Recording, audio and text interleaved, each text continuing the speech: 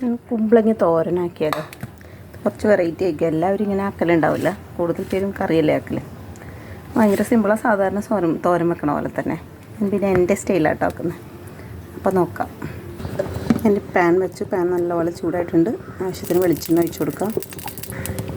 കടുക് നല്ലപോലെ പൊട്ടിയിട്ടുണ്ട്. ഇനി ഉഴുന്ന് ഇട്ട് കൊടുക്കാം. ഉഴുന്നിന് പകരം നമുക്ക് അരി ഇട്ട് കൊടുക്കാം കേട്ടോ.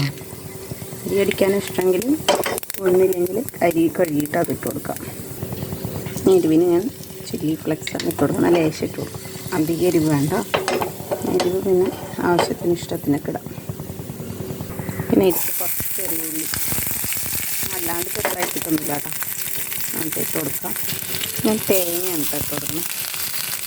തേങ്ങ നമ്മുടെ തോരന് ആവശ്യമുള്ള തേങ്ങ നല്ല ചൂടായി.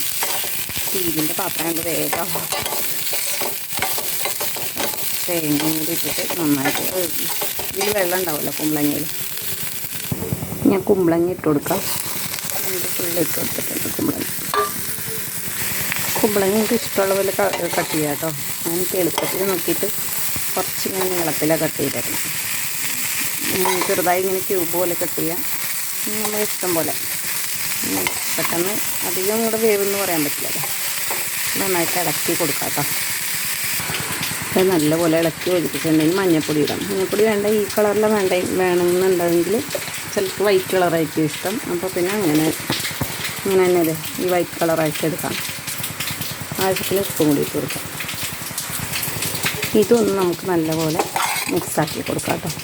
ഇതൊന്ന് വെള്ളം തെളിച്ചിട്ട് വേവിക്കേണ്ട വരും. കാരണം കുമ്പളങ്ങയിലും കുറച്ച് വെള്ളം വരും. അപ്പോൾ അധികം നമ്മളത് വെള്ളമാക്കണ്ട കേട്ടോ.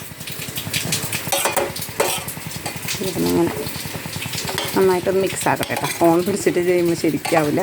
ഇത് അടിയിൽ നല്ലപോലെ കടുക് ഇതൊക്കെ കൂടി ഒന്ന് മിക്സ് ആക്കട്ടെ. അത് നല്ലപോലെ മിക്സ് ആക്കിയാണ് യെല്ലോ കളറായി. എന്താ കുറച്ച് വെള്ളം ഒഴിച്ച് കൊടുക്കണ്ടേ. കുറച്ച് വെള്ളം പിന്നെ കുമ്പളങ്ങയിലും വരും. ഇങ്ങനെ അടച്ചു വെച്ചിട്ട് നമുക്ക് ഇടയ്ക്കൊന്ന് ഇളക്കി കൊടുക്കാം. ഇടയ്ക്കൊന്ന് ഇളക്കി കൊടുക്കണം എന്ന് പറഞ്ഞില്ല കേട്ടോ. വെള്ളമൊന്നും എത്തിയിട്ടില്ല. നമുക്ക് വെന്തോന്ന്. കുമ്പളങ്ങയിൽ വെള്ളം വരുമല്ലോ, ചില കുമ്പളങ്ങ നന്നായിട്ട് വെള്ളം വരും കേട്ടോ. അപ്പോൾ അധികം നോക്കിയിട്ടൊക്കെ വെള്ളം ഒഴിച്ചാൽ മതി.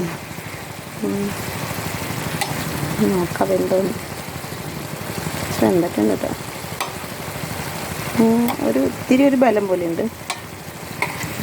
കപ്പയ്ക്ക തോരനൊക്കെ പോലെ ഉണ്ടല്ലേ.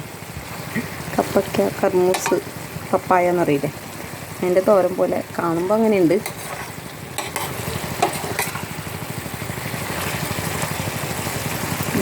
വെള്ളം വറ്റട്ടെ.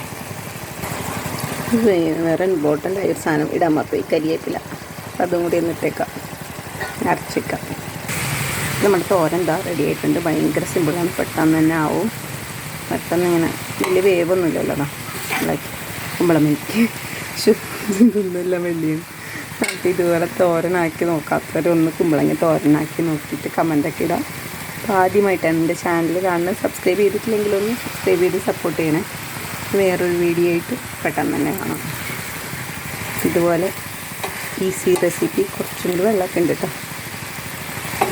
ആയിട്ട് പെട്ടെന്ന് തന്നെ വരുന്നതാണ്. എന്താ നല്ല ഭംഗിയുണ്ട് കാണാൻ. Okay, by.